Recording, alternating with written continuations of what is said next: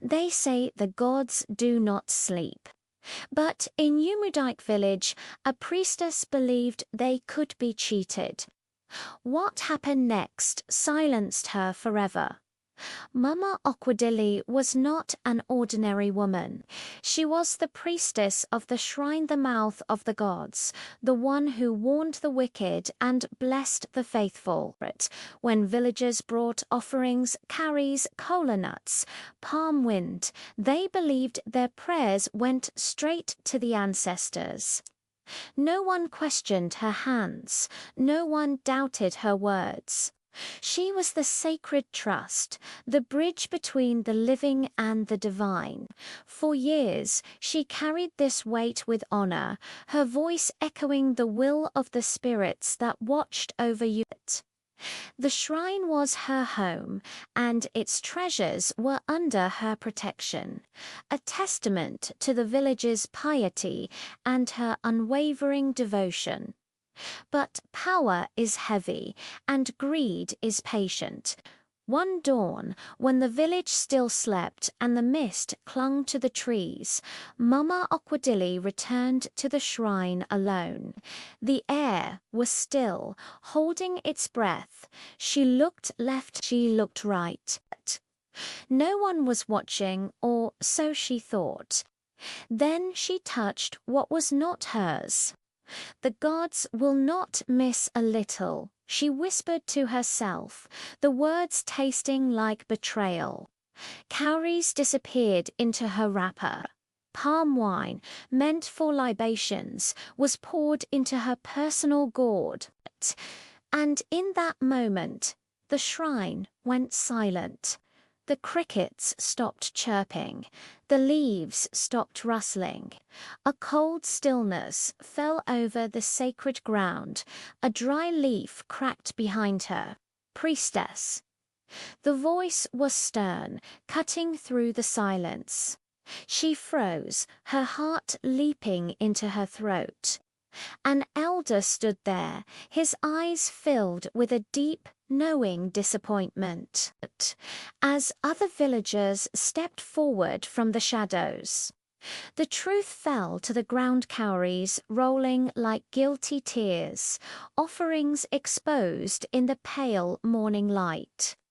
A woman gasped, her hand flying to her mouth. She stole from the gods. Mama Okwudili dropped to her knees, the stolen items a damning circle around her. I was hungry, she cried, her voice cracking. I was weak. But hunger did not anger the gods. Disrespect did. The elder pointed a trembling finger at the scattered offerings. Return what you took, he commanded, his voice grave. Or the gods will take what you value most. With shaking hands, she returned everything, every cowrie, every drop of wine. Just as the last offering was placed back, a sudden clap of thunder echoed from a clear, cloudless sky. Then the shrine fire, long extinguished, reignited all by itself. But these were not normal flames. They were blue, silent flames that danced without crackling, casting an eerie glow on the wooden idol, whose carved eyes seemed to shimmer with an ancient cold fury. That night, Mama Okwudili did not sleep. Shadows moved in her hut, long and twisted, playing tricks on her terrified mind. Voices whispered without mouths, echoing from the corners of the room. Return what you took, they chanted, a relentless chorus of her own sin.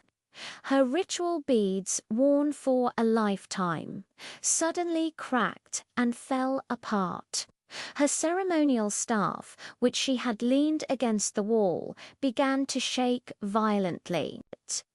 She tried to scream, to call for help, to beg for mercy, but no sound came out. A chilling, absolute silence met her terror.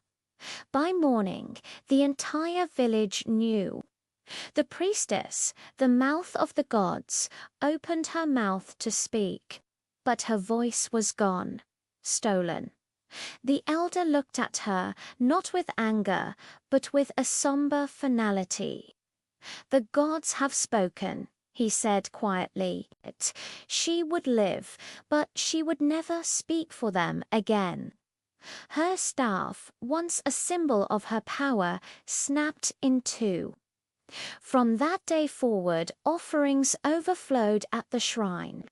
No one dared touch them, because Yumudike learned one simple, terrifying truth. You can steal from people, but you must never, ever steal from the gods. Thank you for watching. If you enjoyed this story, please follow for more tales from the village.